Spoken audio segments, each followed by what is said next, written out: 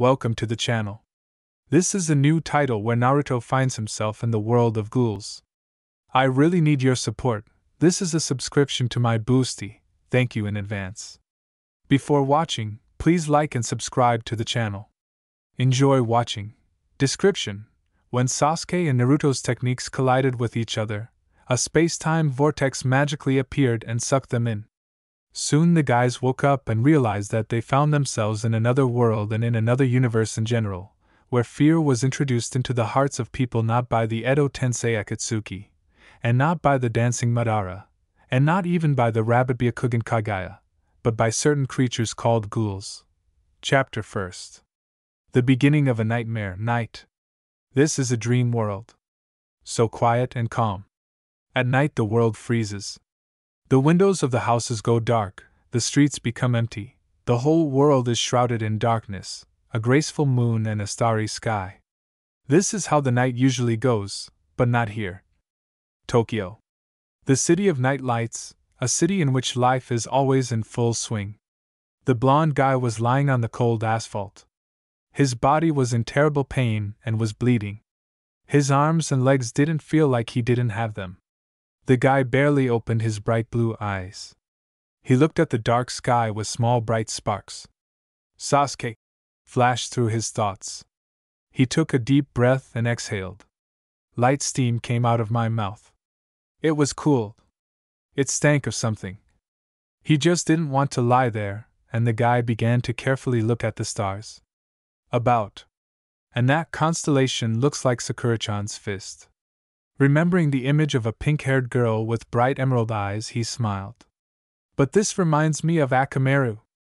Every time remembering his friends, the blonde began to laugh. He did not lie there for long, and in the end, he got tired of just lying there. The guy first turned his head in search of someone, or in order to understand where he was. It was difficult to turn his head, because it hurt like hell, but still, he was able to see someone lying nearby. By his clothes and hair, he recognized him as his childhood friend and rival. Sasuke. Using all of his limbs, Naruto began to crawl towards the prone body. It was scary. Naruto was afraid that he was dead, afraid to see his lifeless body. But even despite the fear, he crawled with all his strength, forgetting about the pain and bleeding. After all, he himself was also wounded, but he crawled. "If you're not dead, then you're about to die from bleeding, moron," said a very familiar voice. "Sasuke, you're alive!" Uzumaki exclaimed joyfully. "What are you talking about?" the Uchiha said sarcastically in an even voice. Naruto just smiled his signature and most sincere smile. Sasuke slowly began to get up. Unlike the blonde, he did not have serious wounds and therefore, although with heavy efforts, he stood up. The brunette wondered where he was. How did he even end up here? As he began to look around, Sasuke doubted that they were within the land of fire. Everything was foggy in my thoughts. The head was spinning, and from a rumble unknown to the Uchiha's ears, the head cracked into pieces. "As I understand it, we are in some kind of alley among the garbage," confessed the great Sasuke. "These houses are so big. I've never seen such huge houses before." Detail. Exclaimed the lying Naruto. "It doesn't matter now, idiot. The main thing is, where are we? I clearly remember that we were in the Valley of the End and throwing raisingans and chidori at each other. I don't really understand anything myself." Naruto was still lying on the cold asphalt. Frozen, bleeding, and smiling stupidly. Sasuke didn't waste any time. He walked around. After some thought, the brunette stopped. He began to stare at his palm.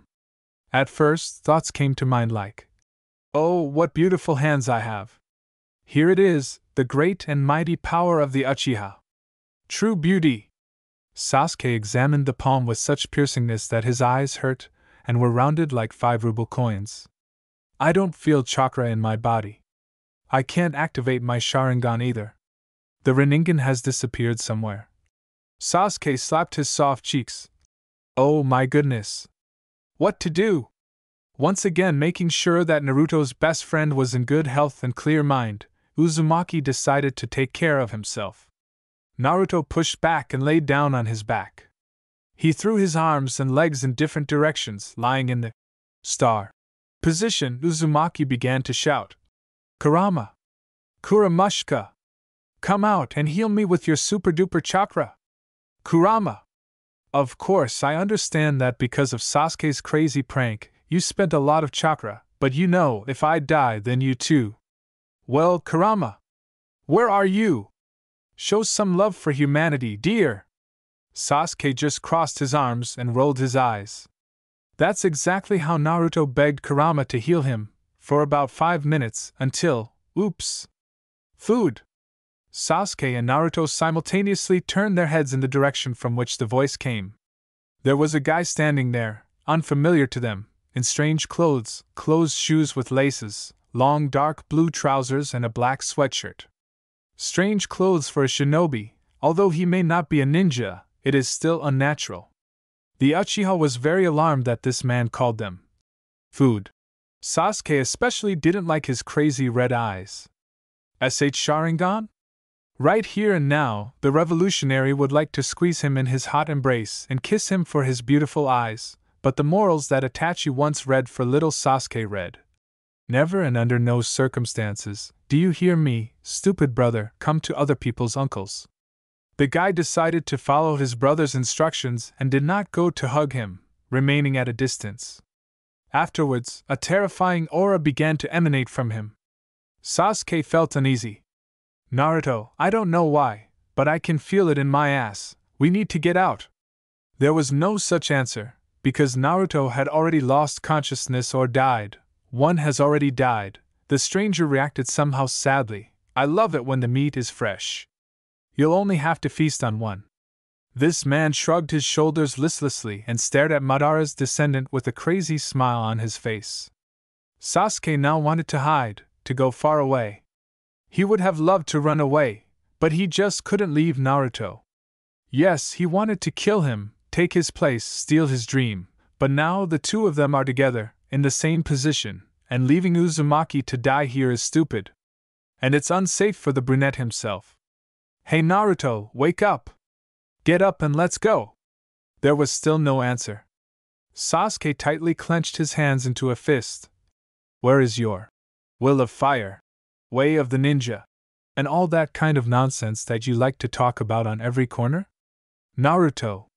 Your friend is already dead. It's time for you to follow on his heels too. With slow steps he began to approach them.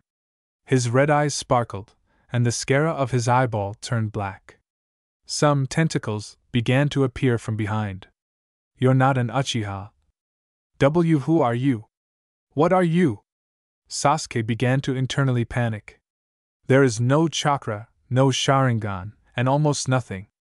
The Uchiha took out a single kunai from a pouch attached to his right privet.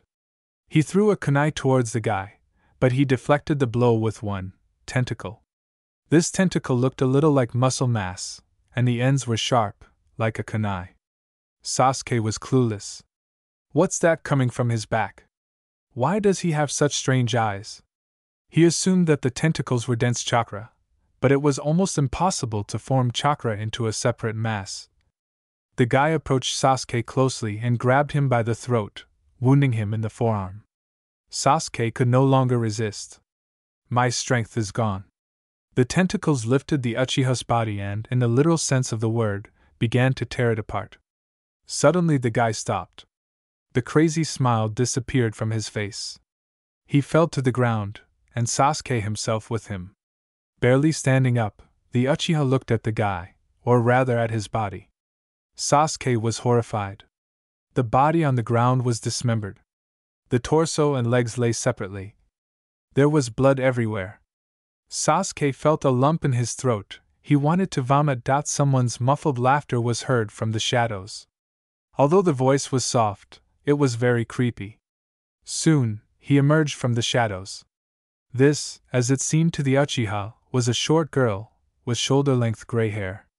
Her clothes were even stranger, a white button-down shirt, the top ones unbuttoned and the sleeves rolled up to the elbows, an ill-fitting jacket also with rolled-up sleeves, trousers rolled up to the knees with suspenders, and instead of normal shoes, bright polka-dot slippers.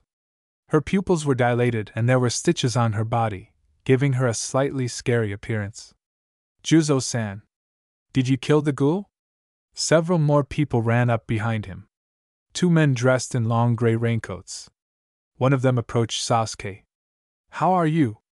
Don't worry, we'll call an ambulance now. A ghoul did all this?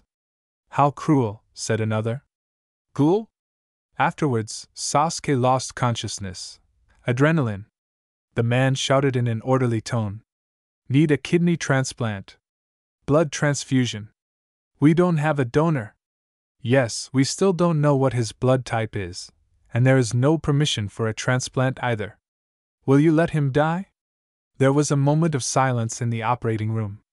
Everyone looked depressed. The tension grew and grew. The doctors really didn't know what to do. What can help this still a child? Loss of blood, torn skin and muscle tissue in the abdominal area, damaged kidney, and this is all in one boy. Only a miracle can save him. Sorry, but recently in Dr. Kano's personal refrigerator I saw donor blood and, it seems, some other organs. Someone's hesitant voice was heard. Bring it quickly. But if the organ or donor blood is not suitable, then the boy will die. We have no other choice. His life is already in the balance, where I am. Are you finally awake? Chapter 2. Tokyo, summer is a wonderful time of year. A time when the weather outside is warm and clear. The only downside of summer is the weather is too warm, or rather hot, and stuffy. It was stuffy in the hospital in Tokyo.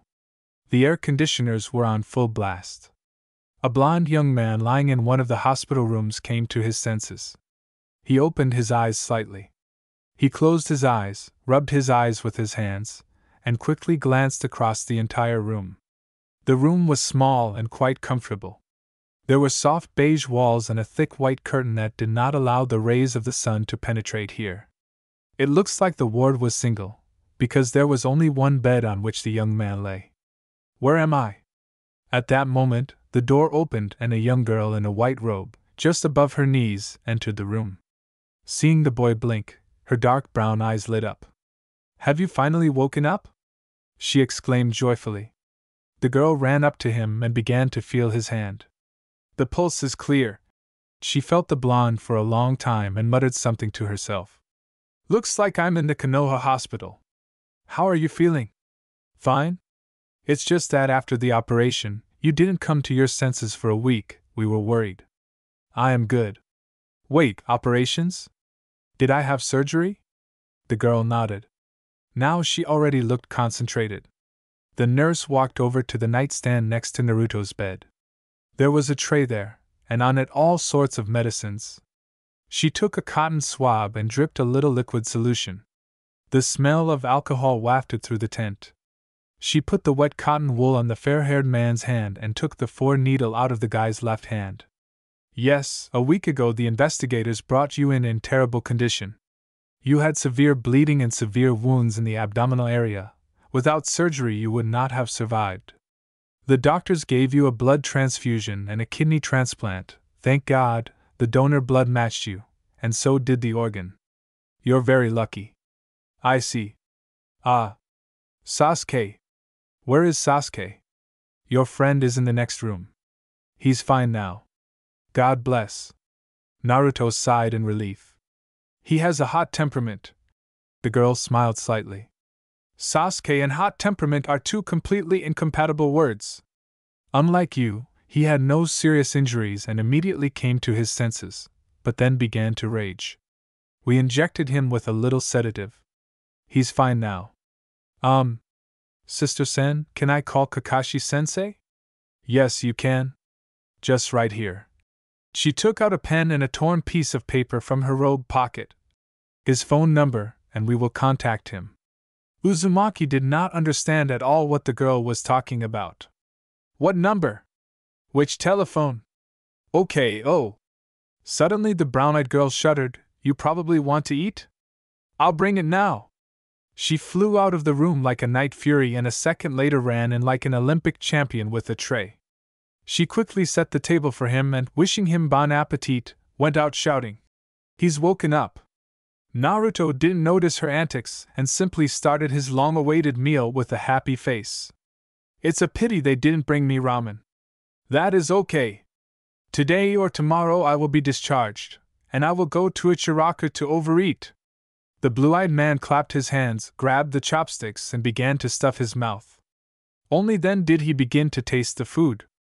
Disgusting food. The cooked rice tasted like cast iron. The meat gravy is like sheep's urine, and the meat chews like a sponge. The Uzumaki quickly spat it out, took the glass of tea and drank it. He regretted it when he tasted soap in his mouth. What the fuck? The young man felt uneasy. He got out of bed. I got dizzy. Naruto decided to open the window to get some fresh air, since it was stuffy.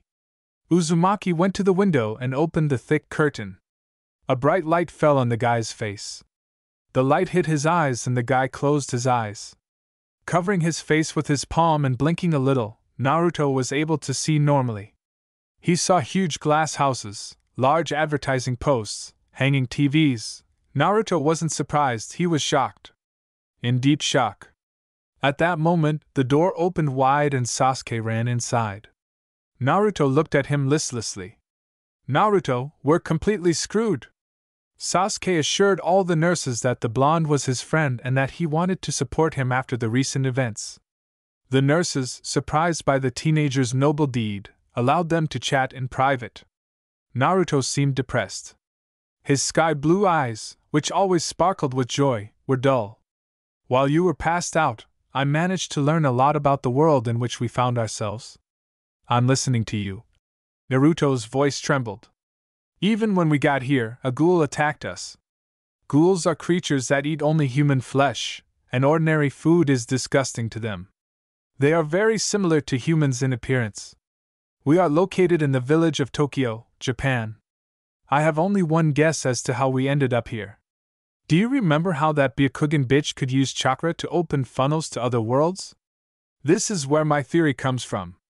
Perhaps, during the clash of techniques, a huge amount of chakra was released, a space-time vortex was formed, which threw us into a parallel world. A parallel world? Yes. Now comes the worst part. In this world there is no concept of shinobi. Only legends about them, no chakra, dojutsu and ninjutsu. No Rasengan. Sexy jutsu, no Chidori and Sharingan, and Kurama? Is he not there either? Yes. For the first time in Uzumaki's life, he felt sorry that his overseer, Kurama, his friend, was not with him. In this world there are no animals that can talk, use chakra and bijou. By the way, Naruto, soon a ghoul investigator will come to you and start asking all sorts of questions. You must answer all questions. I don't know. I don't remember. How do you know so much, Sasuke? The nurse who looked after me told me everything. She asked who I was and where I was from.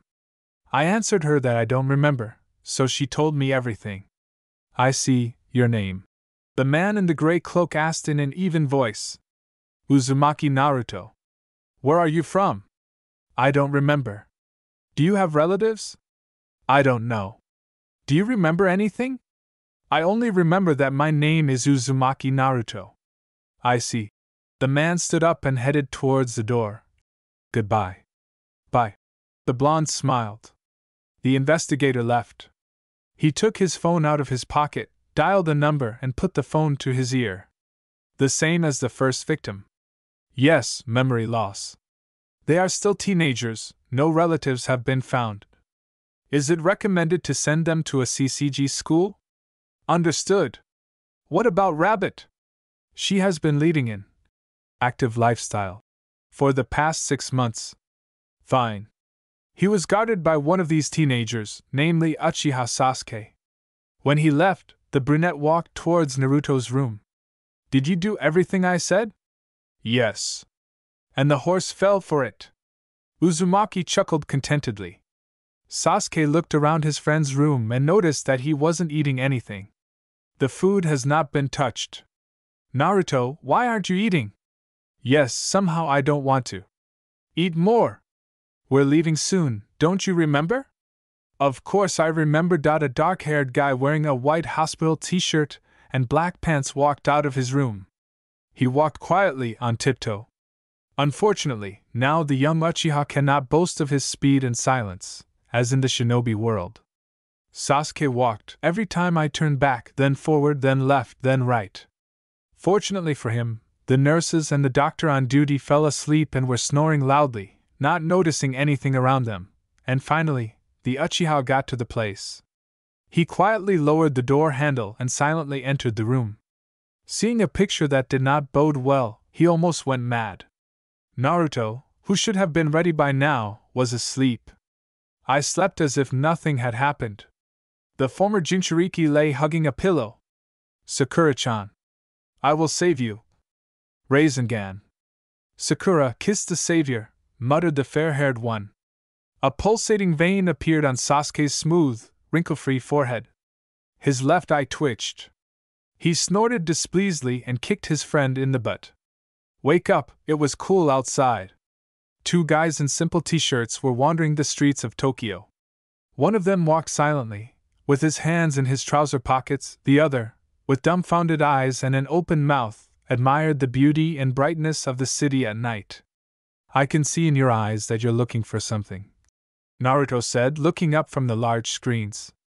I'm looking for the place where we were found. Maybe there are some of our things left there, or perhaps we will be able to return back. That's what you're up to.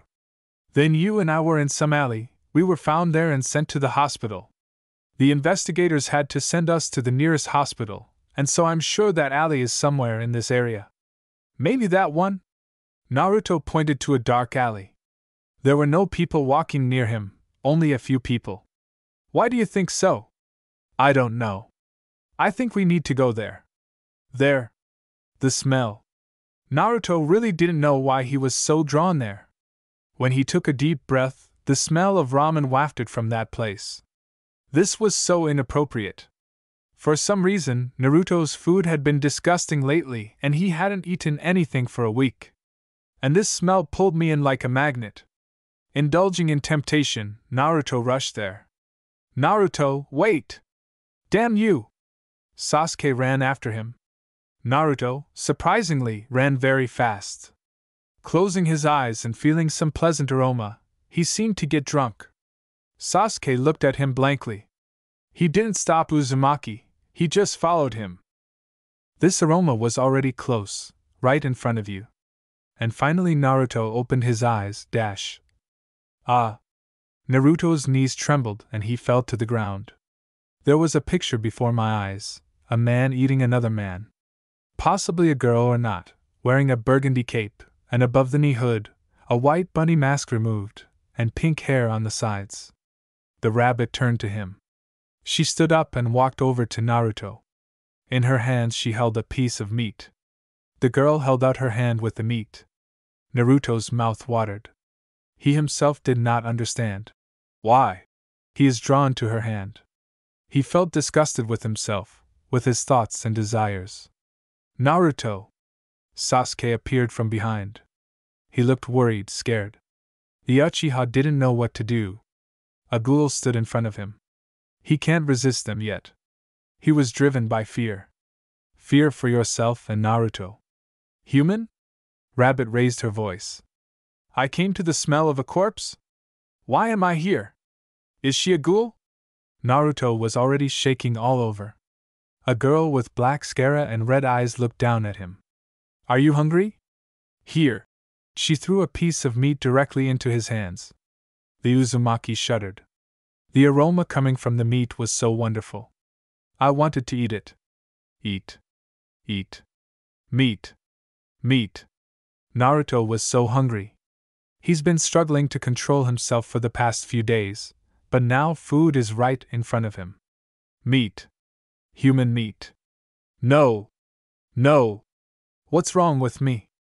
Naruto threw the meat away from him somewhere. But it seems that the rabbit did not like this trick. The girl looked at him contemptuously. From behind, in the shoulder area, something similar to gas was released, pouring out different shades of colors. It looked like wings. Spikes covered in fire flew out from behind one wing. They flew straight towards Naruto. The blonde couldn't move. He was shocked. Shocked by the beauty of this ghoul's wings. The spikes were about to touch him, but Uzumaki was pulled back by his friend. Why are you so slow? Let's get out, otherwise this ghoul will eat us.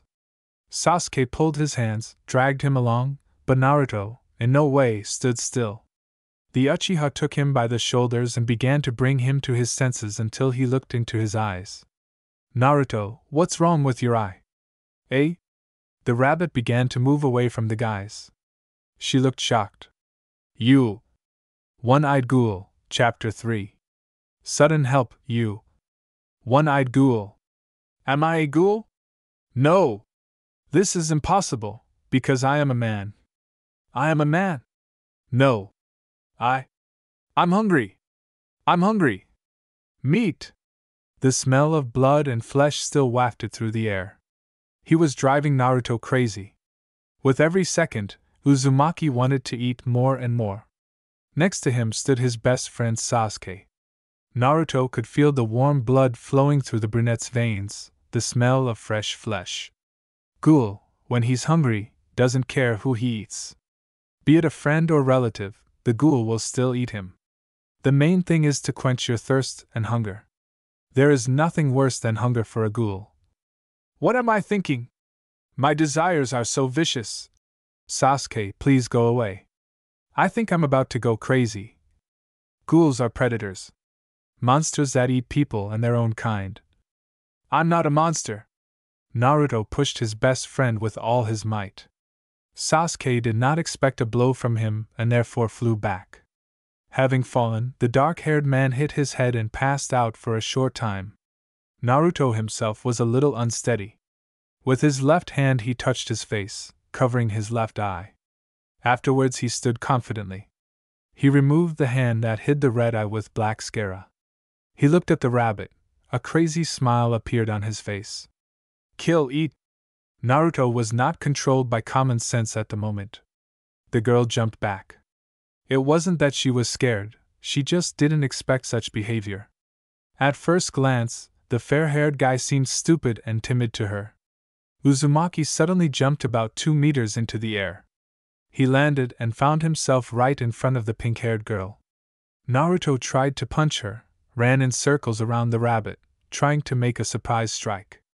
As a shinobi and Jiraiya student, Naruto was well versed in taijutsu, second only to Rock Lee and Hatake Kakashi, but his maneuvers yielded no results. The girl reflected all the blows with her wings. It was a bit like Gaara's absolute sand defense. Eventually she, Rabbit, got tired of the guy's attacks. Having waited for the right moment, she managed to put the young man to the ground with a deft sweep. Bang bang! But he immediately jumped up and began to attack. Naruto rushed towards the girl. When she froze for a second, he was able to grab her hand. He pulled the rabbit towards him and kicked him with all his might in the stomach area. TRS! The bone crunched. Blood started coming out of his mouth. Naruto, without wasting a second, punched her in the jaw of TYDYSHCH, causing her to fly to the left and hit her back against the wall of the house. Ha ha! The blonde chuckled dully. Oh you! The girl said angrily, wiping the blood on her lips. A wing appeared from the back again. One waved it and fiery spikes flew at the guy.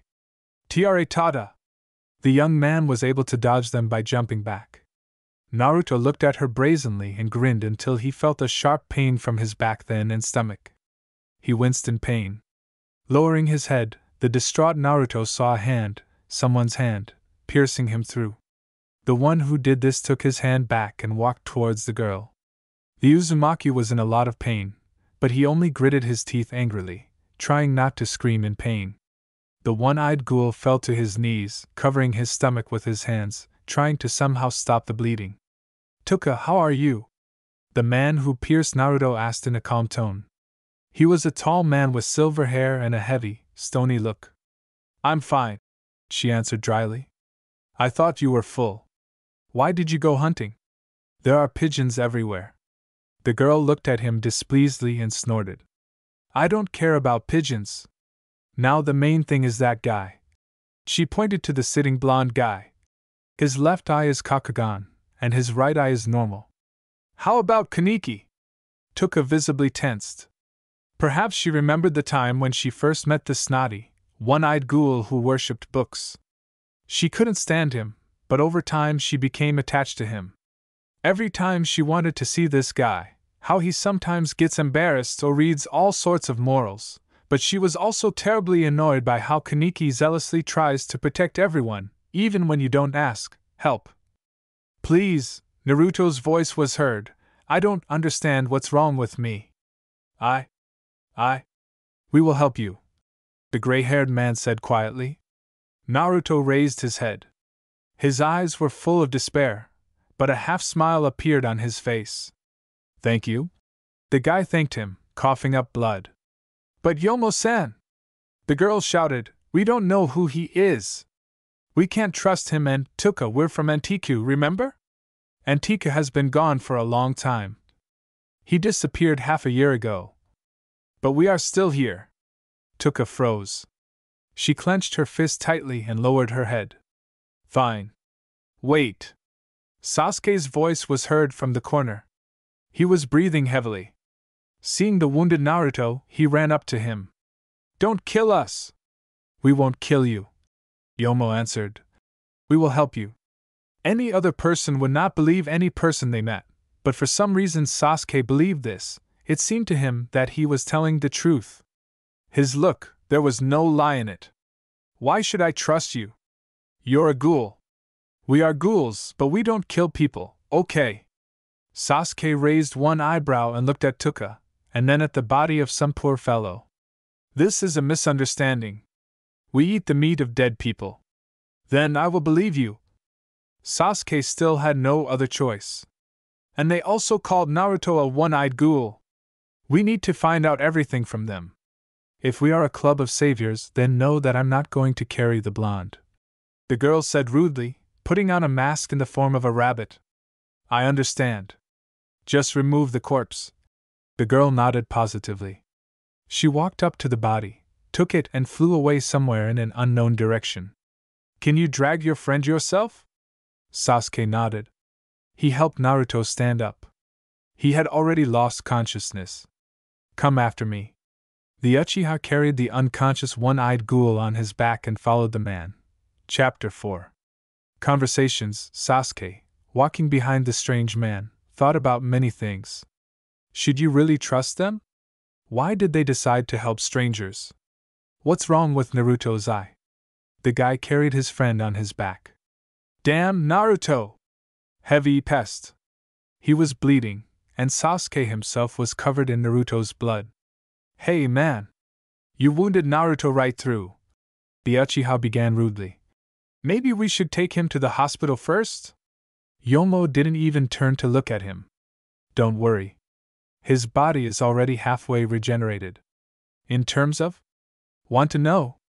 I'll tell you everything, but not now. I catch the word. After some time, they found themselves in the man's house. It was a very large apartment. There were several rooms, a kitchen and a huge hall. Yomo told the brunette to take his friend to one of the rooms. Sasuke did as the man asked. You are probably tired? Renji asked. He walked towards the kitchen, calling the guy behind him. When they entered, there was a girl in the room. Very beautiful, in a t-shirt and shorts. She sat with her feet on the table and held a cup of aromatic coffee in her hands. Coffee is a rather unpopular drink in the shinobi world due to its bitter taste. Sasuke himself didn't like it either, and he never even tried it. Somehow it never happened, and there was no time for it. Tuka, take your feet away, please, Yomo asked. Sorry, she removed her legs and sat down normally. That girl is a ghoul? You can't tell from her. Shall I make you some coffee? Suggested the gray-haired one. I won't refuse. The young man was really interested in what the drink tasted like. The aroma was pleasant. Tuka, please cook. The girl looked at him with a look of, why me? You make coffee well too. And in general, you taught me. But he didn't seem to care. He sat at the table, carefully examining Sasuke. Tuka stood up and started making coffee. Maybe we should introduce ourselves to each other first? My name is Yomo Renji, and her name. He turned his gaze to the girl. Tuka. Well, if that's the case, then fine.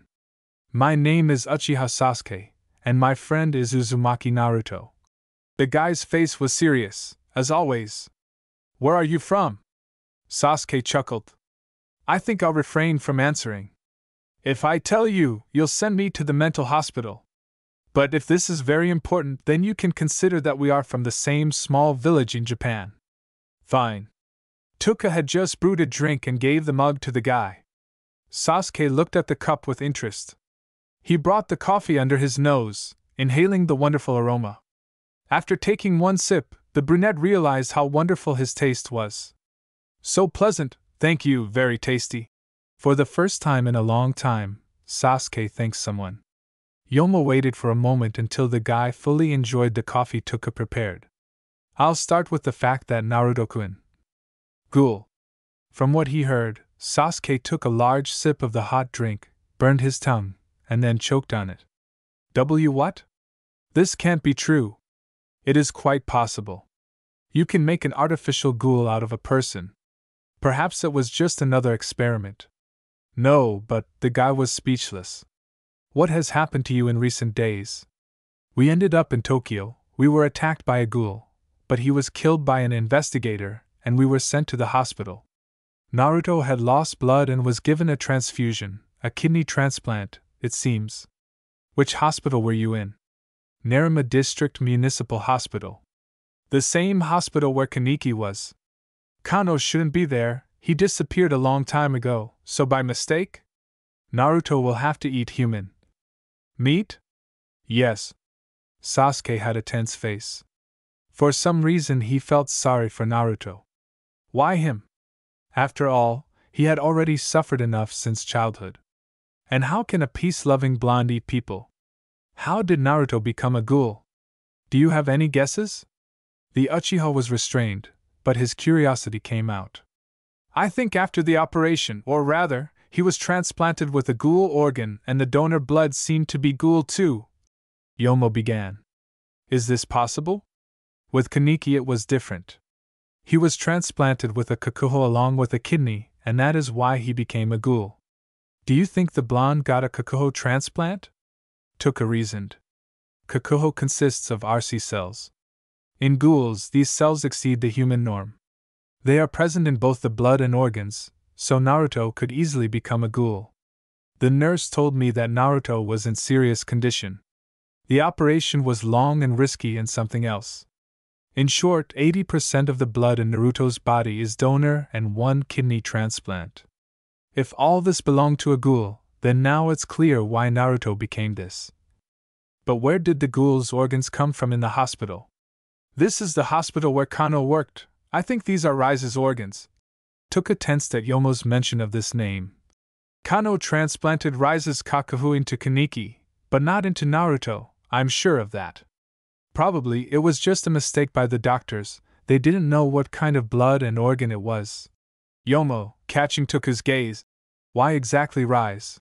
Continued, it seems to me that Kano was afraid that the first kakuho transplant operation would fail and just in case, I prepared 2 sets. But he was lucky. Kaneki not only survived, but became a ghoul. Kano knew that sooner or later the guy would notice that he was a ghoul and come to him, so he left. But it seems to me that Kano is not such a fool as to forget a spare kit at the hospital. Or did he forget it on purpose? You're right, Tuka. Kano is cunning. He knew that someday it would become known in society that Kaneki-ken, being a human, became a ghoul after an operation performed by Kano. In this case, the police and the CCG will be interested in him.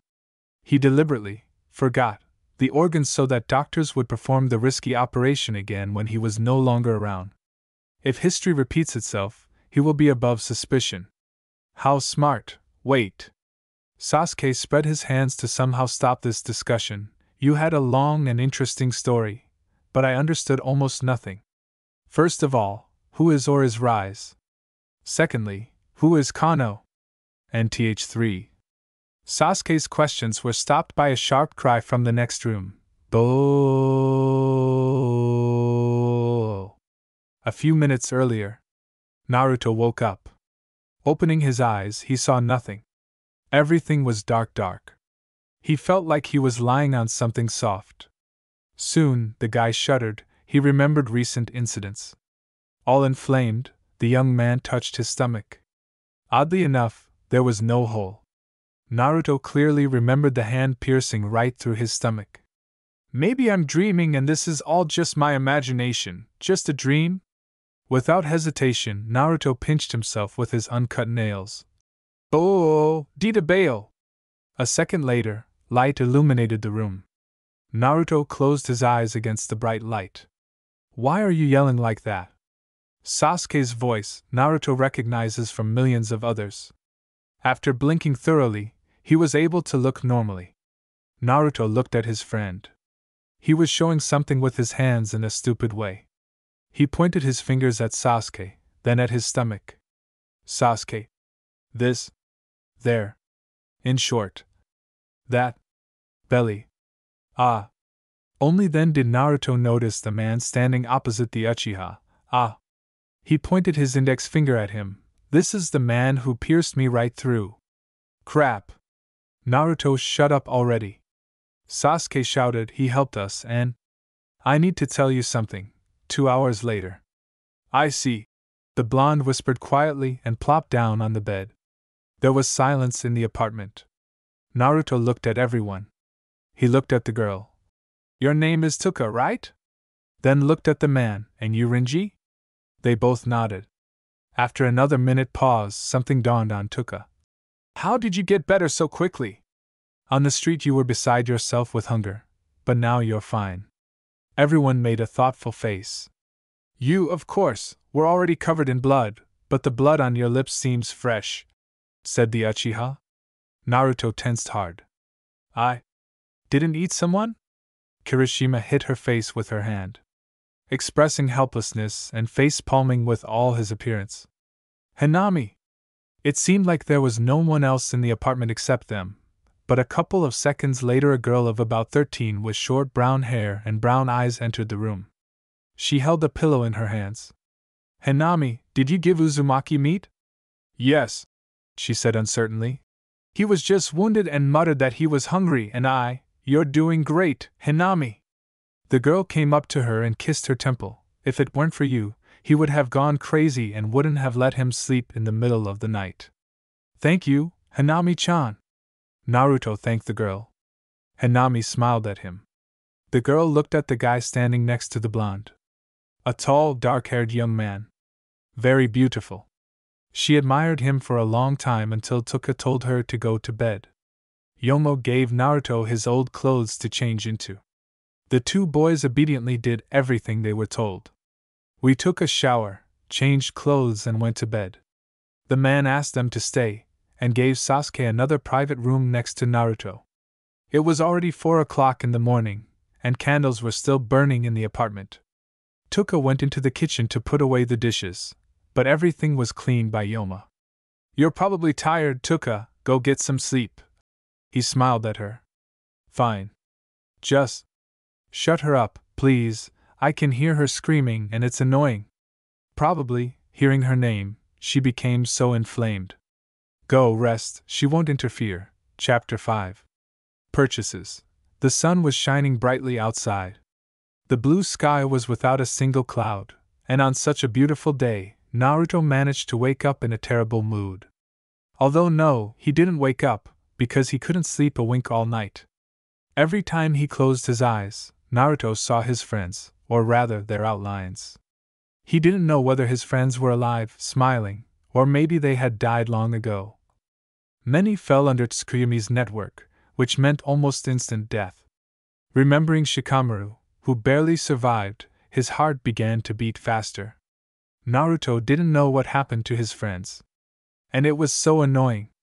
Inside, everything seemed to have shrunk into a small lump that could have shattered into pieces at any moment. Naruto wanted to take it and destroy everything around him, scream, throw out all the pain and anxiety, but he couldn't. Yes, it turns out I've also become a ghoul. And who or what is a ghoul? The monster everyone is afraid of? That's right, a monster. Then, how is Naruto in this world different from Naruto in that world? Still the same monster. Will the guy again have to experience the feeling of loneliness, that suffering and despair? Again go out of his way to prove that he exists as a person? It's not fair. It's not fair at all. Yo, Naruto! The door to the room opened a little and someone's black head appeared. Are you awake? Sasuke? I'm here in short. Yes, I woke up, muttered the fair-haired man in a sluggish, sleepy voice. Then I'll come in. The guy entered the room, closing the door. While you were dozing here, I talked to Yomo, Sasuke began. And? He kindly agreed not to eat me for breakfast, and also to help you in a new, so to speak, guise and give you a place to live. That is, he allowed us to live here until we find work in our own home. Somehow suspicious. Listen, maybe they are maniacal ghouls who dragged us into their lair by deception, asked Uzumaki. If this were so, then they would have had plenty of time to kill us and, after dismembering us, put us in the refrigerator. I don't think they are bad people. Sasuke spoke confidently, as if he had known them for a long time. This was a little alarming. Are you sure? Naruto asked the question again. This time the brunette looked at him. What's wrong with your eyes? They are red like my Sharingans. Oh, this? Naruto looked away, scratching his cheek with his index finger. So, I couldn't sleep. I see. Sasuke also looked away. I couldn't sleep either. This whole story scares me. Everything is so mysterious. This world is radically different from ours, but the language of these people, their appearance, their culture, everything is the same as ours. Uzumaki felt somehow offended. While he is suffering here, thinking about the state of his friends, this idiot is worried about such garbage. But Naruto didn't say anything, he just covered his face with his hands, mentally thinking what an insensitive blockhead Sasuke is. Knock. Knock. There was a knock on the door. Come in, they said. The same girl who, out of kindness and concern, fed Naruto, entered the room. Hanami-chan, it seems, the blonde thought. Yomo-san is calling you.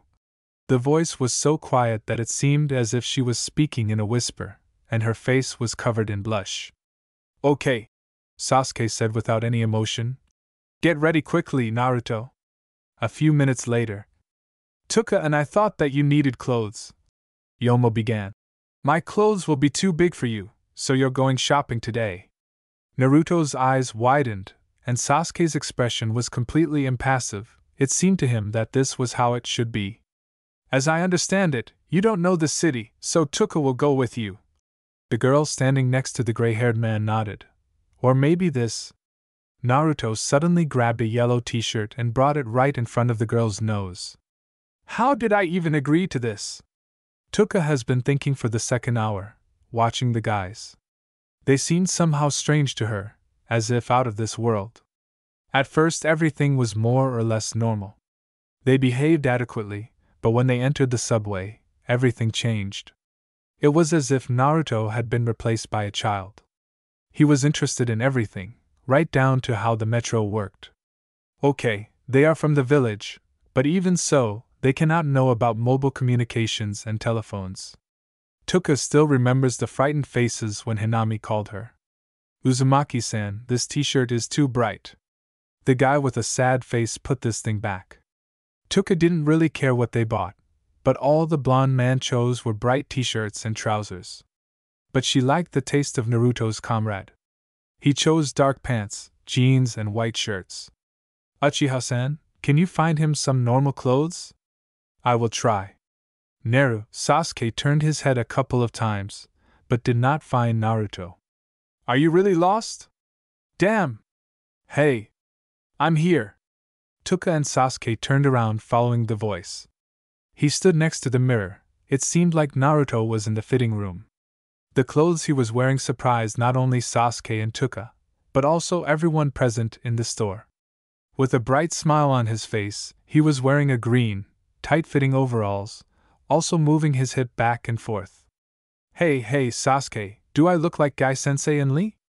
I'll go gouge out my eyes. Sasuke said, covering his face with his hands and walking away from Naruto. And I'll go to the monastery. Tuka continued, pretending that she didn't know this young man in green overalls. This is just the beginning. Ahahaha. Chapter 6. I'm scared. Let's get this one. Yellow. Naruto, with brightly burning eyes, looked at the mobile phone, which he really liked. And I choose this one. Sasuke pointed to a black box with the inscription, iPhone 5S. Who would have thought that you were so pretentious? Tuka grinned.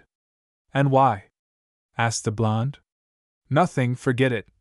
The girl waved her hand and went to the cash register. When the purchase of phones was completed, the guys looked at them with surprised faces. Tuka, who understood telephones, had to explain everything to them. Thank goodness for the girl's nerves, Sasuke understood everything quite quickly, but with Naruto it was more difficult. He certainly liked his yellow phone, which reminded him of Kurama, but he still didn't understand why this phone was needed. Look around, Naruto, the girl answered. Tokyo is a very big city, and without a phone you will simply be lost. I see, okay, let's go. Tuka gave the guys a bunch of packages, and she went forward. Now, where are we going? Asked Sasuke. They bought clothes and a phone, it seems, for home, right? No. I told you Tokyo is a big city and you can't live here without documents. We need a passport, certificate, and all that crap for these two. I don't work for free, rabbit. It was the hoarse voice of a man whose face was scarred. His teeth were yellow, and he looked creepy. Here. The girl took a black bag out of her backpack and threw it on the man's table. It's a pleasure doing business with you. So, he stood up and pointed to some door. Please. We need to take photos. They made the necessary photo formats for documents. For about a couple of minutes the guys sat in front of the creepy man and answered his questions. First name, last name, and date of birth. This was quite enough, but he made up everything else. Come in 3 days, everything will be ready. When they left the man's office, Naruto and Sasuke, and Tuka herself, took a deep breath of the almost fresh city air. Wow! Listen, the air there is so heavy and smells something nasty. But he makes good fake documents. The girl looked at Naruto. Damn. Close eyes. Eh? What? For what? The blonde didn't understand anything. He just saw the girl's palm covering one of his eyes. What are you doing, Tuka-chan? Sorry, your Kakugan has awakened. She sighed heavily. It's probably because of the smell of corpses. Sasuke looked at her in surprise and asked, Is he a ghoul? And she looked at him like he was an idiot. Well, of course. But only ghouls know that he is a ghoul. Tuka once again looked at Sasuke as if he were an idiot. And also, when people come to him for fake documents, he eats them. What a terrible ghoul. I don't care about him. The girl with a thoughtful face began to walk around. Damn, now I'll have to go to Yuta, but for now, put this on. She took a blindfold from her pocket and put it on Naruto. Heisei Art Mask Studio. Naruto saw this small sign. Heisei Art Mask Studio. I don't understand a damn thing. Uzumaki muttered to himself. They entered the studio. It was quite bright inside. The floor resembled a chessboard and mannequins were placed everywhere wearing masks. Scary masks. They were hung on the walls. Naruto, clinging to the Uchiha, asked in a trembling voice. Damn, from one terrible place to another. What have we forgotten here? Calm down, Naruto. Kirishima ordered.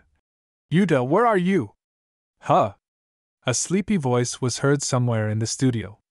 After passing a couple of mannequins, they saw a man in sunglasses lying on the sofa. Tuka? He stood up and began to pull himself up. You haven't come in for a long time. Brought someone.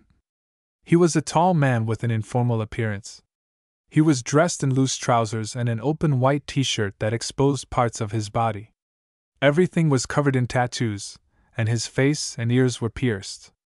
On the left side of his head, the hair was shaved, and on the right her dark hair was long and tied into a ponytail. This guy certainly amazed Naruto and Sasuke, especially when Yuta took off his dark glasses. With two burning scarlet eyes, he looked at the guys. Now it was possible to see Yuta's face, but his face did not express a single emotion. He moved closer to Naruto and pinched his cheeks, and began to stretch the skin and rub it until the Uzumaki removed his tattooed hand. Ouch, it hurts. What are you doing? I was just wondering. These stripes on your cheeks, aren't they painted on? Well, yes, it's been since birth. They look like a fox's whiskers. Yuta then moved closer to Sasuke's face and began to smell him. This was unpleasant for Sasuke, but he did nothing, stood frozen in one place. The ghoul opened his eyes wide, which made the Uchiha really scared. What a creepy guy. Yes, compared to him, Orochimaru and Kisame are cute. Still looking at the guy, Yuta asked, Aren't you scary? No, Sasuke answered with some uncertainty.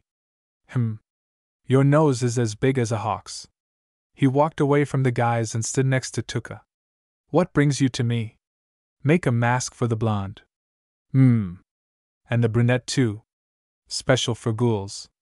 Fine. Once again Naruto and Sasuke were sitting.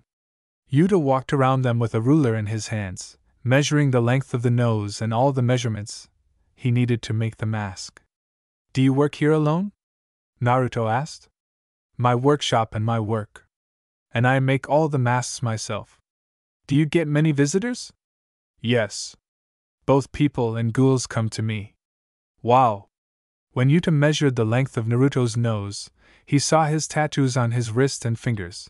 And you have cool tattoos, I want those too. Don't be stupid, Naruto. Sasuke intervened to reason with his comrade. I also found a mommy. The blonde snorted displeasedly.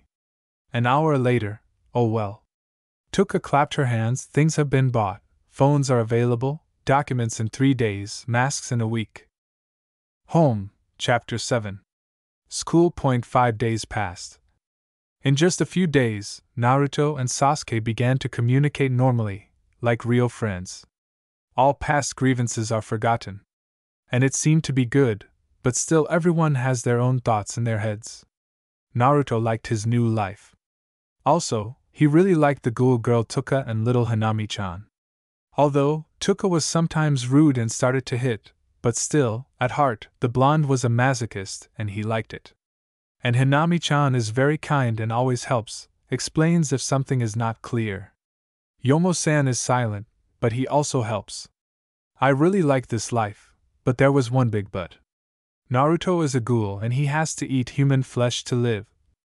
And Sasuke also seemed to like his new life. There is a roof over your head, there is food, there are friends, but this is a different world, a different reality. Sasuke is used to being a shinobi, and the ordinary life of a person is unusual. I really wanted to walk on water, through trees, release Katan and Chidori again, and I really wanted to activate the Sharingan. And the brunette didn't even have time to really use the rinnegan. It was a shame. Sasuke, Yomo-san is calling you. Naruto burst into the guy's room. Yes, I'm coming, he said, closing the tabs. Wow. What it is?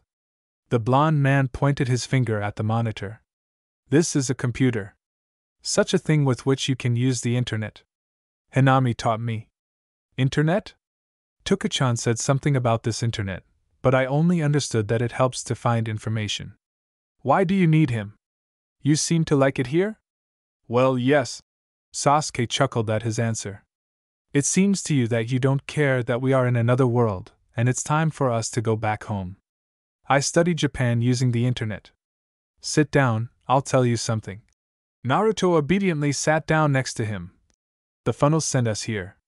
Everything here is the same as with us. Language, traditions, everything is the same. Amazing coincidence, right? And also, I learned that long ago the emperor ruled in Japan. There were feudal lords, specialists in silent killing shinobi and kunoichi, samurai, and chakra is only the spiritual energy of a person. Listen, maybe. We just ended up in the distant future, where people were divided into other nationalities and forgot about chakra? There was a slight silence in the room. Even Naruto looked serious. Your theory may be correct, but it is stupid. Sasuke laughed. Yes, he himself understood that this was nonsense. Do you think we'll stay here forever? I don't know. The brunette got up from his seat and went to the door, leaving Naruto with an excited look. Did you call me? Sasuke? Yomo turned around. Well, I called Naruto too. If you wanted to talk, and then I'll tell Naruto. Okay. Rinji had a cup of aromatic coffee in his hands. He took one small sip and put the cup on the table. Your documents were ready and, since you are minors, I took guardianship of you. The young man made a thoughtful face. Yes, he read somewhere that a person under the age of 18 cannot live without a parent or guardian. Thank you very much. Unexpectedly for Yomo, the guy bowed in gratitude. Even Sasuke himself was surprised by his action. Many of the Uchiha clan were stubborn and proud turkeys, and the Sharingan was no exception. But the man earned a bow from the great Uchiha. Saved, helped, fed, and gave a roof. Heavy footsteps were heard from the corridor. A disheveled Tuka entered the room. Her face was angry and irritated, and there were large black circles under her eyes. Yomo-san, did you call? Tuka asked slowly, in a tired tone. Yes. The man took something out of his trouser pocket and threw it straight into the girl's hands. Keys? She didn't understand. What kind of keys? Don't you really recognize the keys to your apartment? I think you can go back to your home now. From what she heard, Tuka's entire appearance began to glow. Can I take Hanami with me too? Of course you can, she'll feel much better with you. The girl jumped with happiness. Rinji smiled and Sasuke thought he was lucky to see him smiling. It seemed to him that he was rarely happy about anything. By the way, Tuka, why do you have such a sad look? School will start soon. So I'm getting ready, because this year I'll be enrolling. She answered sadly. At that moment, it was as if a light bulb lit up above Yomo's head and he looked at Sasuke with the look. I have seen the light. Do you want to go to school with Naruto? How could you agree? We're already in a complete mess, and now we're still going to school? You're stupid, Sasuke. The only moron is you, idiot. We don't know how long we'll be stuck here. And to live in this city you need some kind of education in order to find a job and earn money. And don't forget, we owe Yomo. What a pain in the ass. Naruto muttered dissatisfied. Calm down, I asked for Tuka's textbooks. We already covered almost all the materials in 4th grade, when we studied at the Shinobi Academy. Naruto puffed out his cheeks and, looking askance at Sasuke, said, I don't remember anything that we studied at the academy. Then you'll repeat it at school. The Uchiha shrugged theatrically, gloating inside himself. What an asshole you are, Sasuke. Chapter 8. The one she promised to always protect. Tuka was lying on her favorite couch. And he was loved because it was her sofa, soft and comfortable, in her own home. Everything here was hers. Just even lying on this sofa, Tuka felt a certain satisfaction and joy. Yes, and it's all because she's finally home. She still remembers how Yomo insisted that Tuka and Hanami move in with him a few months ago. At that time, the 20th district was extremely dangerous for ghouls and it was unsafe to live alone. But even Yomo's home could sometimes become dangerous. Ghoul investigators came to them, questioned them, and inspected the house. Hanami and Tuka pretended to be Rinji's nieces and ate burgers from fatties in front of the investigators. It seems that the pigeons believed that they were people and, thank God, they did not find the body of a madwoman. Crazy. It was because of her that Tuka could not live normally these few months. Almost every night she cried or screamed with anger. Of course, she was hidden in a special room, but the ghoul's hearing was more perfect than that of humans and listening to her screams was unbearable. Kirishima hated her. Hated her more than anyone else. I hated her smell, which permeated the apartment. She hated her because it was all her fault. It all started because of her. Because of her momentary obsession with him. Thinking about the crazy woman made her feel irritated and disgusted at the same time. I wanted to forget these stupid thoughts, to distract myself. After all, the girl decided that this day would be pleasant for her and, to calm herself down, she took out an MP3 player and headphones. People often listen to classical music to calm down, but the brunette preferred rock music. It's rock. It was for her. She must have liked rock. Ayato, where have you been? This old man is already tired of asking about you. Calm down, Tuka. I came. Here, you better look at what I have. The guy took something with wires out of his pocket. What is this? MP3 player and headphones. People, of course, are trash, but they created a cool thing. Ayato took one earphone and put it on his ear, and gave the other to his sister. Listen, I'm sure you'll like it. Then Ayato stole it from the man he killed. The girl was angry and scolded him for about 5 minutes, saying that it was impossible to kill left and right, and even take their things, but he didn't care. But he won't need it anymore. He spoke, smiling carelessly. Tuka also didn't care about the deceased, because she was different then, but she was worried about Ayato. What if he gets tracked down? What if they get caught? She promised to take care of her brother. But Ayato got tired of his sister's care and left, saying that she was useless. She's weak. He can cope without her. The girl snapped out of her memories. Someone was shaking her hand violently. It was Hinami. The girl's face was excited and her eyes were burning. What is it, Hinami-chan? The girl became worried. The girl didn't answer. Silently, she gave Tuka some kind of leaflet. Tonight, in the center of Shibuya, a mind-blowing laser show will take place in honor of the end of the summer season. The brunette read out loud. Tuka looked at Hinami. Her newly burning eyes looked at her pleadingly. Do you want to go there? In response, the girl quickly nodded several times. I've never been to the laser show. It also says there will be a big fireworks display at the end. Let's go, please. Tuka smiled. Hinami really wants to go there. And really, why not? You can have fun, and Tuka herself has never seen this show. Okay, let's go.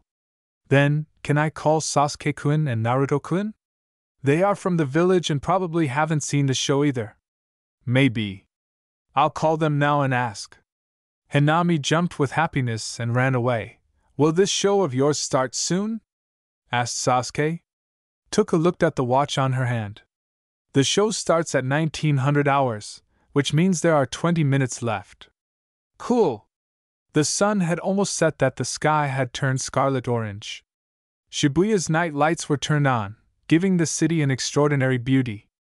And they walked along it. There were a lot of people in the center. A large stage was erected there, and some famous group performed on it.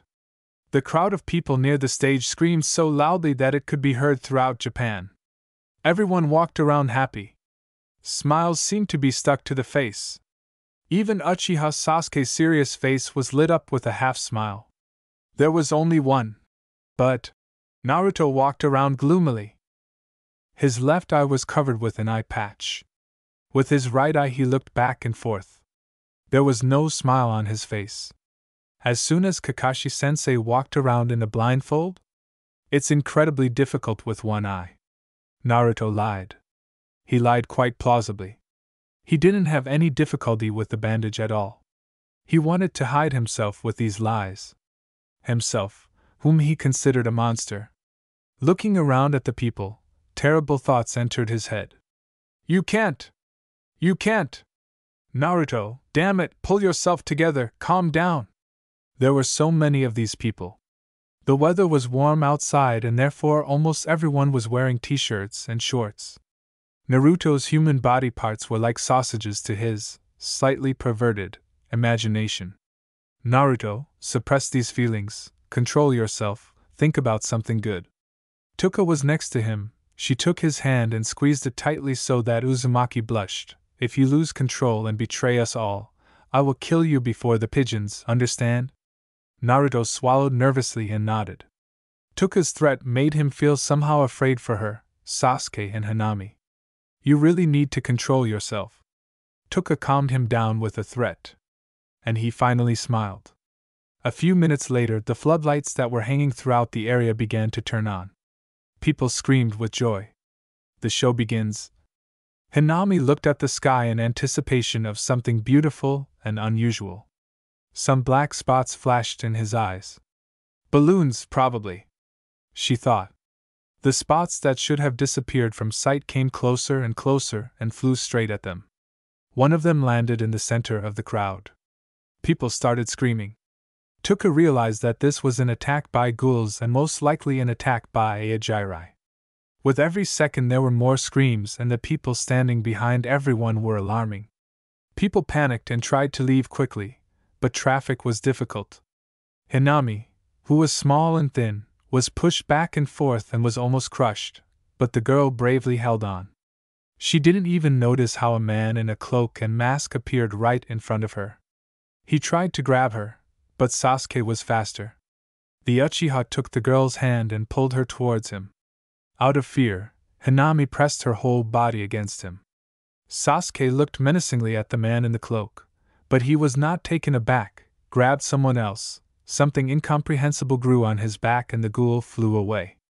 "We need to leave urgently," Tuka shouted, looking at the scene, where a man in a suit came out and announced for everyone to calm down. People with quinquas began to emerge from various shops and from the crowd into the center. These were CCG investigators. Tuka was already ready to run away with the crowd until she saw someone she knew. A ghoul without a cloak means he is one of the leaders of Aejiri.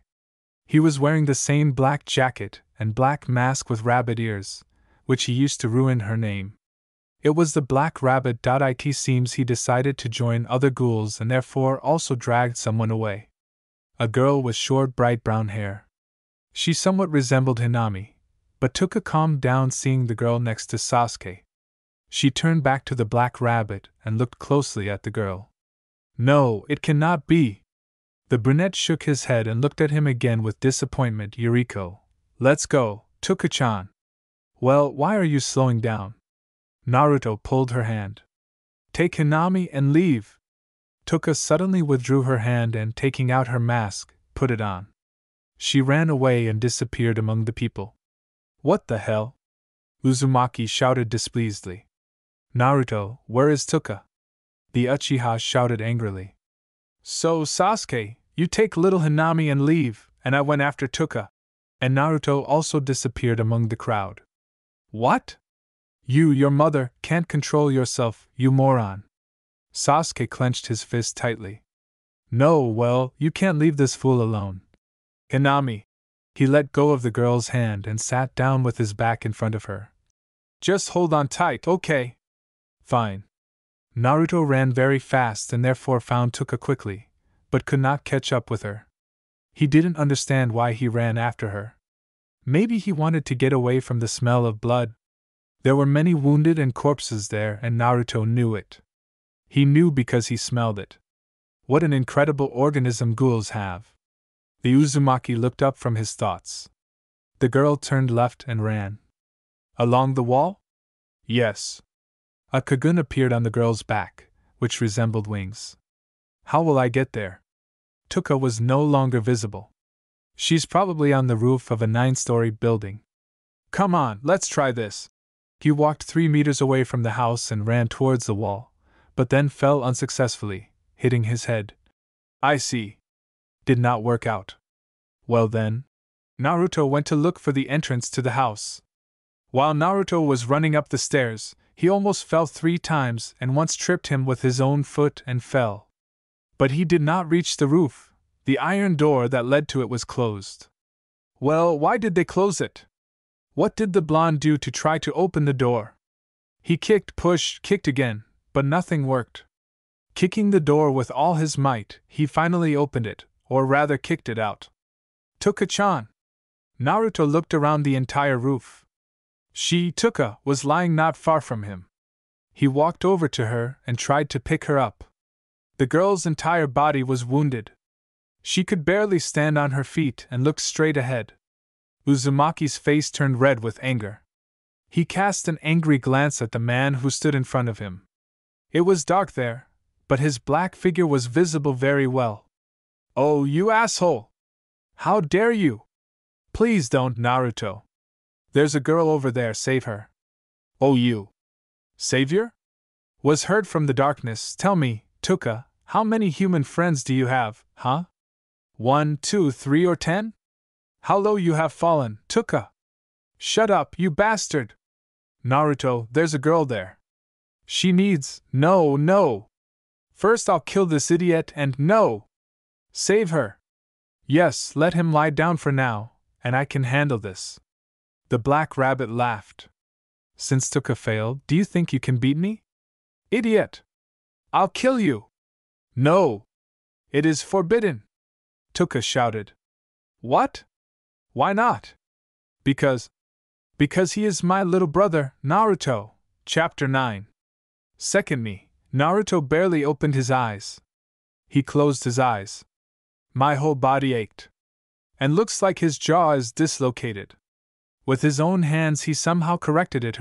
The crunching of bones was heard. He tried to open and close mouth, and it seemed to work, but it hurt a little. Damn. The blonde began to look around the room where he was. This was a small cozy room. Naruto himself was lying on small purple sofa. Opposite the sofa there was a table, on which contained toy rabbits. How cute! This is clearly not Yomo-san's house. The guy doesn't knows where he. By interior of the house, one can assume that a girl or girl lives here.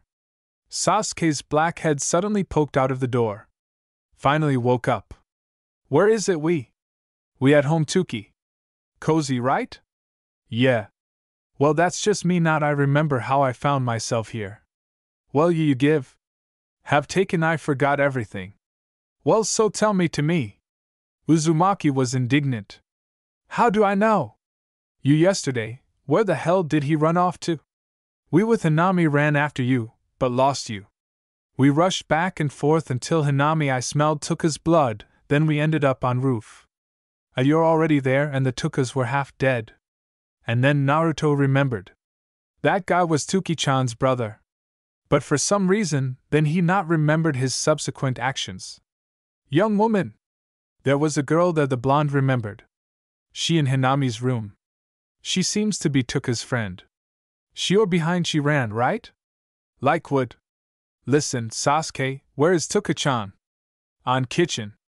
Clear. Naruto stood up abruptly sofas and came out rooms. Tuki's apartment, and unlike Yoma was smaller and can't find a kitchen it wasn't difficult. The girl sat quietly behind table and drank hot coffee. On her there were scratches on his face and hands were in bandages. Naruto frowned. Was she really fighting with your own brother? And is he so with her? Tuka-chan, Uzumaki began, how are you feeling? The girl looked at him and smiled. It's me should ask. You had a great time yesterday, Uzumaki. The guy shook his head. Naruto, the guy said his name, call me by name, and not by surnames. It's kind of strange. Okay, Naruto, she smiled again. Tuka stood up from chair. She took one small cup and poured in her coffee. Hold it, she handed the cup to Naruto. Thank you. The blonde sat down table and started looking straight at girl's eyes. I nothing as I remember, well, almost. I think I beat your brother, right? Rather he you. Eh? It's true that is it?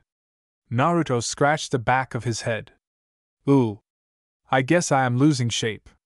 Wait, and here again the black top of Sasuke's head appeared. I want to listen too. Sit down, I not even started the story. Sasuke and Naruto looked at each other. Today Tuka was a little different, not the same as always. She was polite and always smiled. This alarmed the guys. I'll keep it short, okay? The guys nodded. When we tried to run away, I saw that one ghoul was carrying my friend. I not could have left her, and so I ran after to save her. And we eventually ended up on the roof of that house. We with Ayato had a little fight, I lost, Naruto came and a fight began, Ayato won and flew away, then Sasuke and Hinami. They dragged you to me home. All. Something you I described everything too briefly, looked askance at Sasuke's girlfriend, and she just shrugged. It's your brother. So why are you started to fight? Why he did the same with you? Naruto asked frankly. The girl was noticeably upset. She smiled weakly and answered, my brother has always been distinguished by his lack of good manners and rude personality. It was still cruel. Naruto got angry, his face turning red. By the way, Naruto, you are a very unusual Kagun. Bikaku, which can split into 4 tails, are rare. Baika. What? What this? Damn Naruto, I explained to you about the capabilities of ghouls. The Uchiha was indignant. Well, not I remember I. Well, what can you do? Naruto, the girl intervened to explain to the blonde why ghouls have special organs called Kagun, which they do not have an ordinary person. They appear on the desire of the ghoul himself or when he is in condition, in which is not can control himself. He appeared in the second case, it seems. Well, this is not yet important. Kagun is formed where kakuho or simply RC cells were formed. They can be located here. Tuka pointed to your shoulders, in this area ukaku. In this part? Tuka pointed under the shoulder blade. Kagun. Here. She then pointed to the lower back area. Is the type of kakuho rinkaku. And in the tailbone area, like yours, there is bikaku. Tuka spoke calmly and clearly so that Naruto understood everything. You really have an amazing Kagun. Divide by 4? I thought that only owners of rinkaku could do this. The girl said again with admiration. But the self-control and management of the Kagun needs to be worked on. What do you think? In terms of? You need self-control. And soon we'll go to school, you'll have to learn to eat human food. So you're saying that I should learn to be an undercover ghoul? Yes. Good idea, said Sasuke. I agree. Chapter 10. Memories. Inhale. Darkness. Exhale. Hatred. Inhale. Crazy heartbeat. Exhale. Powerlessness. This night was completely devastating. Walking along dark corridors, Ayato, with a gloomy beaten face, looked for his room and was furious that Aojirai's hideout was completely without light, and finding the right room is difficult. Found, barely spoke he. And finding exactly your room is quite difficult. All in shelter is the same, yet and it resembles a labyrinth, large and smelly, but no one seemed to care. Aojirai was a strong organization, but she doesn't care about her subordinates cared. Didn't really care where the ghoul would live, then he will eat. There were only her days in which ghouls were allowed to hunt people, but Ayato was lucky. He was one of leaders of Aojirai, rights and opportunities for there was more of him. I chose my own room and not to anyone allowed me to go there. Going into his little refuge from the world, he fell face down on some kind of bed. How or he tired? How or he has a lot of RC cells, I lost it today.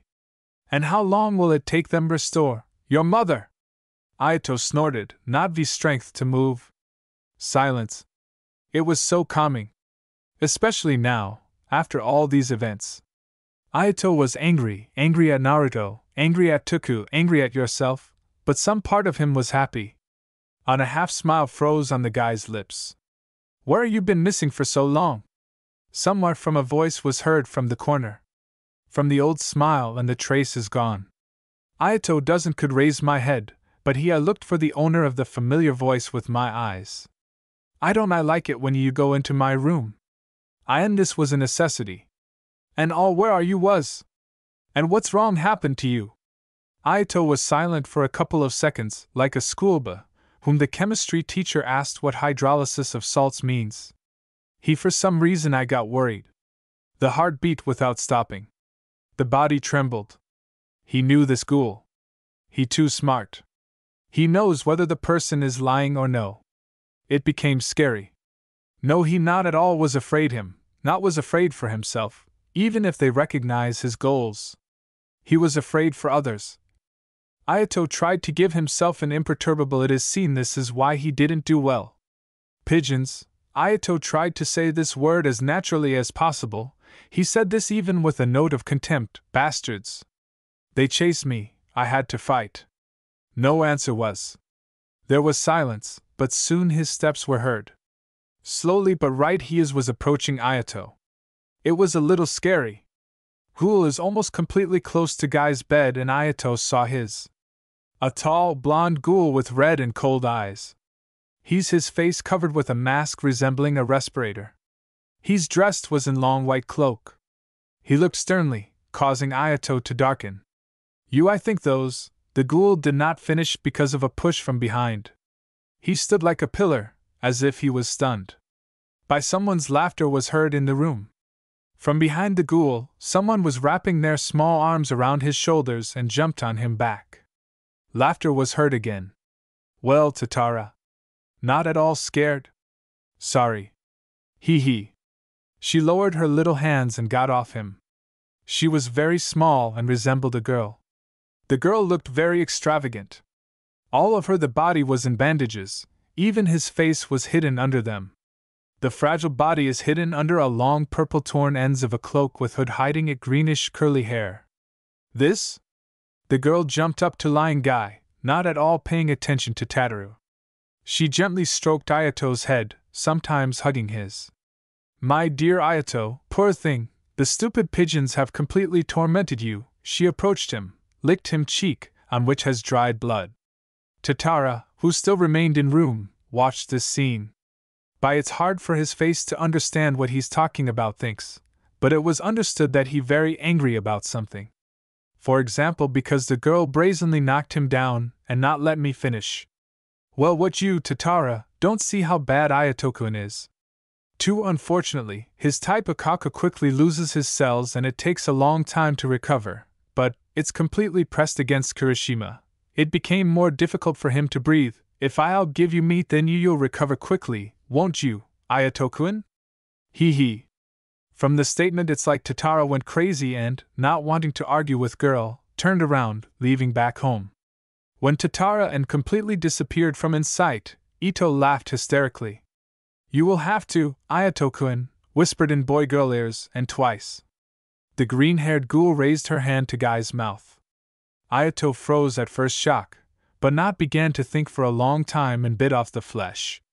Smart girl, said this is stroking the guy's head. It was as if Ayato had been reborn. The flesh was very tasty, tastier than all the meat the ghoul ate behind all of my life. Her the taste was unusual, and with I wanted more and more with every bite more. And Ayato's body was filled with RC cells and it seemed to him that he became stronger than he was before. This feeling. As if I can everything. This feeling was familiar to him. Half a year ago, the first time he felt such power was when he roughly took a bite out of his sister's kagun. But her the flesh was different from flesh this. On it tasted disgusting, like human food. Having almost recovered, Kirishima finally stood up from beds. He ran my eyes over throughout the room and looking for something or someone. Ayato just can't stand it could when someone crossed the line between the corridor and room. Everything that was here was his personal. Ayato started to feel better. Wounds and the scratches have healed. That guy was strong, Ayato suddenly said out loud. I wonder why he was with Tukoi. Maybe he is her boy. Yes, no, Tuka doesn't stupid enough to date such an idiot, said he, touching his shoulder, where just recently there was a terrible wound received from blonde Kagun. Ayato smiled to himself again. Today was a truly interesting day, and a little happy. He stuck his hand in pocket, and I took out a small toy from there. Opening his palm where there was a small toy and in the form of a rabbit, Kirishima smiled sadly. Sorry. Ayato, holding it in the arms of the first girl he came across, stood on the roof of one house. He was given the task of simply taking a few ghouls and attack and laser show time of people, take a couple to stock in Aojirai. First everything it seemed like it was going would be good. Show, surprise appearance with sky, people's screams, took one and all but here for someone chased him. And now, being on roof and while waiting for his pursuer, Ayato abandoned the girl. Already she was heavy. Ayato thought what the everything to him and the investigator followed and on just in case, department black mask and in the form of a rabbit's face. And which or at he was surprised when, instead of the pursuer from the CCG, his older sister Tuka turned out to be Ayato. The girl was breathing heavily, probably tired. Tuka? What are you doing here? She doesn't answered. Tuka generally paid little attention to brother, she was looking for someone's body and found it. Yuriko! Why are you her took away? What? Ayato looked thoughtful view. Why is Tuka like this? Evil? He started digging around himself memory. And I remembered. 3 years ago, when my sister went to school, she constantly talked about to some friend of mine. And it seems that she name was Yuriko. Oh yes. Sorry, the guy grinned. Honestly, I not knew. You wanted to pick her up via Jirai, right? Maybe you can give it away to me? Ayato, please. Here Ayato thought about it. Should I give this girl away? Jirai by anyone has taken enough food. Give or no? Let me think a little, okay, sis? Think? Yes, just give it away to me, demanded she. If you think carefully, then because everything started to fall apart Ayato's life because of her, Tuka became attached to people, fell in love there. Because of this girl, they stopped understanding each other. She's and it's everyone's fault, so why would her not kill? You so rude, Tuka. And I decided that I'll kill her. He saw hope in the eyes of his sister and grinned. I'll just take it to Jirai headquarters. No. Tuka was already running towards his girlfriend, hoping to catch her and run away. She's almost there, but then he appeared in front of her brother and kicked Tuka so that she flew back and hit the wall. It hurt, but Tuka doesn't began to wait and launched a rapid attack. She knew Ayato was strong. Either she will defeat him, or he will her, and will take away the completely innocent Yuriko. Ayato himself did not move, stood next to the girl's body, activating the Kakugan and releasing the Kagun. The girl, in turn, also released her Kagun, causing her movements to become faster. Clenching her fist, she was about to hit her brother, but in general, she just wanted to knock him out. Unfortunately, all the ghouls' attacks were in vain. Ayato dodged everyone, and even smiled brazenly. His reactions were impeccable. Smiling, he did not show his intentions, thereby confusing Tuka. And so, when the girl missed again, the younger Kirishima missed her chance and hit his sister in the stomach, in the solar plexus. The brunette fell to her knees. Holding her stomach, she coughed and choked. Her brother sat down next to her and held her chin. You are as weak as our father was. You are struggling, tormented because of some person. How annoying you are! Tuka felt better, she stopped choking, but it still hurt. Damn Ayato! How he made her so angry! Full of anger, she looked at her brother. She's not just a person, she's my friend. The girl tried to kick him, but he managed to do a backflip in time and avoid the blow. Tuka didn't stop there. Using her Kagun at full strength, she still reached Ayato. He took his bloody left hand and hissed angrily. Looks like she broke his arm. This did not reassure Kirishima. Pretending that he didn't notice anything, he rushed towards Tuka with incredible speed. She was a little scared. She also remembers how a year ago, Ayato almost killed her. Tuka quickly jumped up from her seat and also rushed towards her brother. For her own protection, she attacked Ayato as best she could, but thanks to her agility and a combined attack with her Kagun, he dodged and grabbed Tuka's hand. Pulling her towards him, he grabbed her by the throat and threw her to the floor with all his strength. Tell me, why don't you use your Kagun at all? Kirishima asked with a malicious smile. You know it yourself. Tuka lost all her strength and therefore spoke very quietly. Oh yes. I ate your Kagun, but it should have recovered, shouldn't it? The girl did not answer, but she looked very sad, although, why am I asking? Weak people are weak people. I was probably very rude to her, but I left that girl. Ayato thought out loud. Tuka is too weak, how can she even hunt? If she meets anyone from Jirai, she'll be heading straight to the grave. Damn! There was no need to tear off her Kagun then. Ayato began to feel bad. Something inside tormented him. Maybe conscience? Chapter 11? Yuriko's reaction to the world of ghouls. Tuka stood silently in the middle of the corridor. She didn't dare go into the room. My heart was beating wildly. A shiver ran down my spine. What are you doing, Tuka? Hanami suddenly appeared. You're afraid, right? The girl darkened a little and nodded. She's really afraid. Yuriko didn't want to lie, and she's unlikely to believe it. Yesterday she was conscious, pretending like Hyde once did, hearing everything, seeing everything. What if she gets scared of Tuka? After all, she is a ghoul. Hinata smiled softly. You can understand your sister. The girl came up to her and took her hands. Don't be afraid, Yuriko-san is your friend. I think she won't be scared if you're honest with her. Maybe you're right. So Tuka gathered her courage. A bright sparkle of hope appeared in her dark eyes. Finally, inhaling and exhaling, she grabbed the door handle. The girl entered the room with her back proudly straightened. Why? Yori! Tuka unexpectedly began to stutter, seeing her friend sitting peacefully on the bed. Yuriko responded. She looked towards Tuka. I just looked. She wasn't scared, she didn't scream, as Kirishima expected. And this, albeit a little, calmed her down, and she said the name again, now in a more confident tone. Yuriko. Tuka. The fair-haired girl suddenly jumped up from her seat and hugged her friend. Kirishima did not expect this at all, but she was very happy and also hugged Yuriko. Are you feeling normal? Tuka asked, seating the blonde on a chair. Yes, you know, Yuriko, I need to explain everything to you. Tell me about what happened yesterday. She said this with her head bowed. I didn't want to look my former classmate in the eyes, and Yuriko herself looked upset now. And so Tuka began her story. She didn't speak briefly, no, she started saying everything from the very beginning. From her birth until yesterday. Now you know everything. And I left my previous school because the news said that all the people working there were not people at all, but ghouls. Then many people knew that I worked part-time at Antiku. I didn't answer your calls because I was afraid. Yuriko was silent. Her eyes were open, but she hardly blinked. The fists were tightly clenched. She was shocked.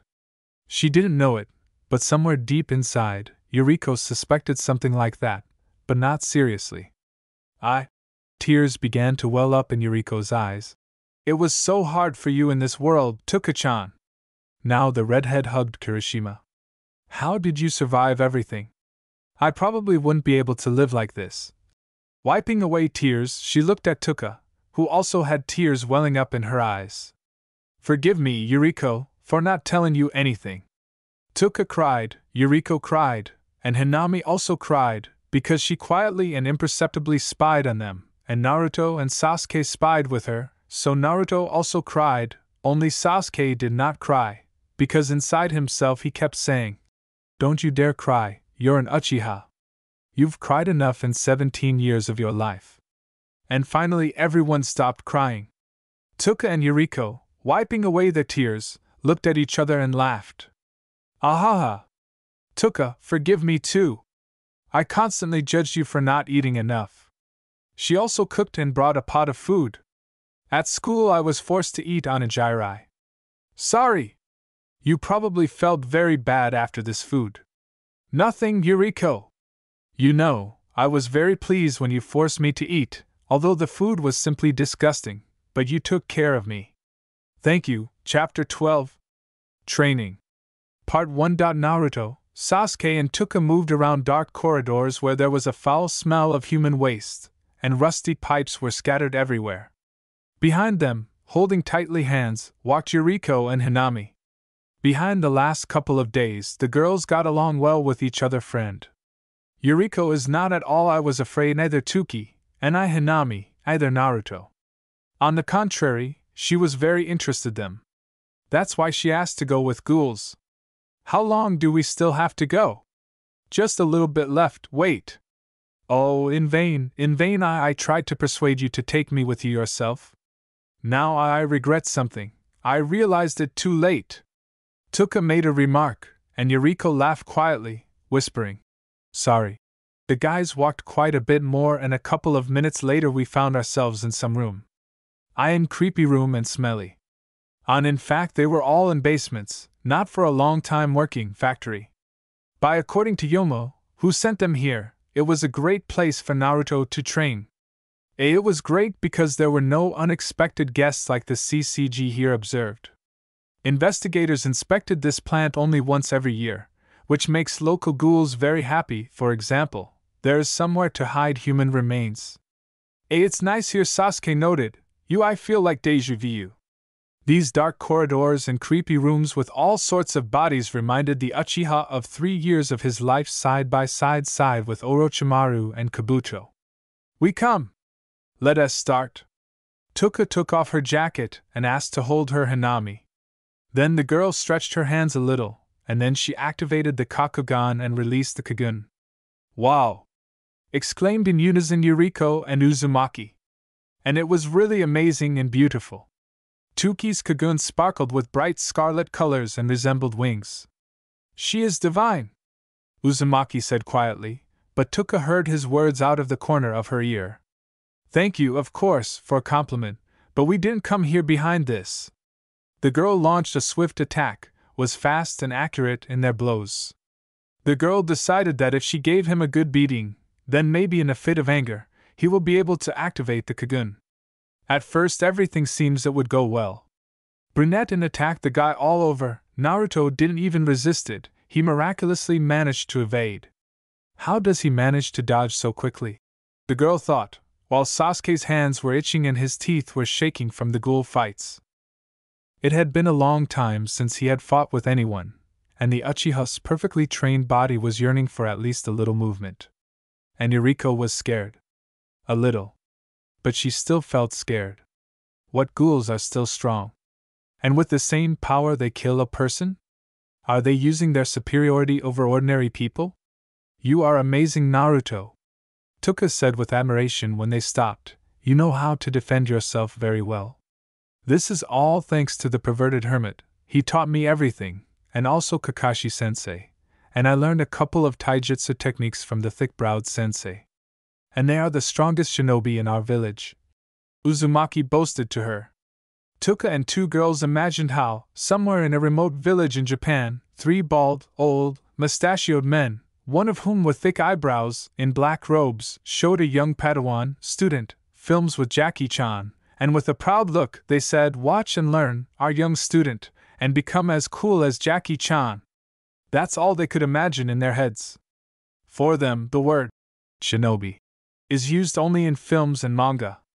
And this way it was much easier and clearer to introduce the sensei to young girls. This doesn't help activate the Kagun at all. Maybe you, Naruto-kun, should get angry? Harder, Hanami suggested, which Kirishima agreed with, not knowing what to do. Okay, let's try. Sasuke! Go, let's finish what we started. Finally!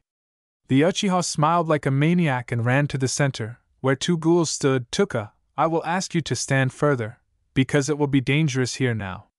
What? Tuka-chan, don't argue, he really means it. Naruto winked at her. Rolling her eyes, the girl walked towards Yuriko and Hanami. The fight between Sasuke and Naruto, which began in the Hidden Leaf, will end in Tokyo.